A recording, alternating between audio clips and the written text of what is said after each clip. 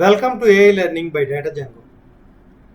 Here we provide training content for all artificial intelligence technologies like data science, machine learning, deep learning, natural language processing, computer vision, reinforcement learning, and robotics.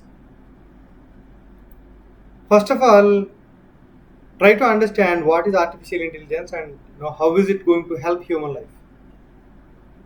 Artificial intelligence is a technology which provides intelligence to computers, mobile phones, cameras, you name any device.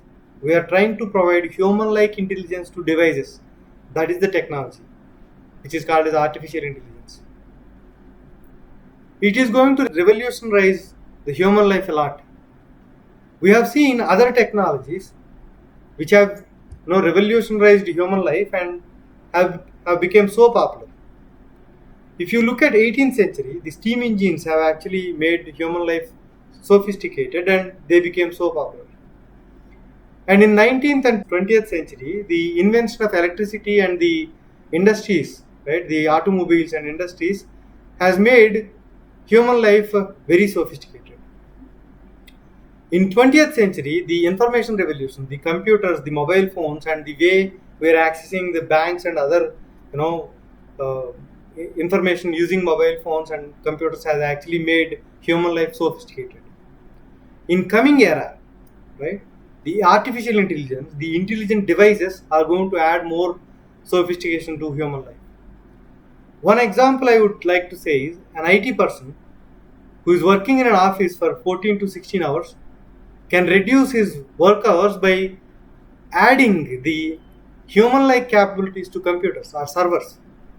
If there is some error happening in the server, if the server can identify the issue and inform the appropriate team, there is no need for an IT person to sit there and monitor. So it makes the human life very sophisticated. Like this, in every industry, we have applications. Some of the examples of the AI is evident, clearly evident in the world. If you look at the Google's self-driving car, without a driver, a car can go, right? That's a kind of miracle, right? So it uses the cameras and sensors, IoT sensors, and tries to judge whether the in front of the thing is a road or an object, and accordingly it stops or goes. And it even predicts the upcoming turns also using technology like recurrent neural networks. So if you look at the future, there may not be a postman coming to your home and trying to deliver products, or there may not be a delivery boy who is coming, the delivery executive who is coming and delivering the products. Drones kind of devices, or maybe a vehicle, a self-driving vehicle will come, and there will be some other vehicles which will come and in front of your doorsteps they will stop and they recognize you as the product buyer and then they deliver. So that is an AI application. And robotic arms in the industry, right? Any hardware industry or the food industry or any industry you take, if robotic arms come, they can do a lot of work very efficiently and quickly with high precision. And everybody is using Google every day. The engine behind Google is AI. When you start typing a query, it actually suggests more query strings. The suggestion is happening based out of the probability of the next word you are going to type. Most probably that's going to be right. And then AlphaGo, a machine which actually played a Go game against a human being and won. The Go game is very complex and it has got 200 squares in the in that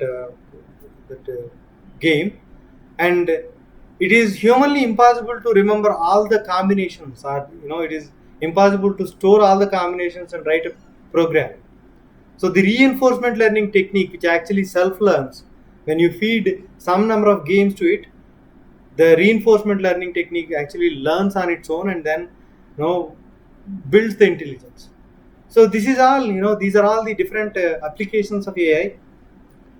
and they are actually making the human life sophisticated or reduce work hours, so that humans can spend time in more fruitful and health cautious environments.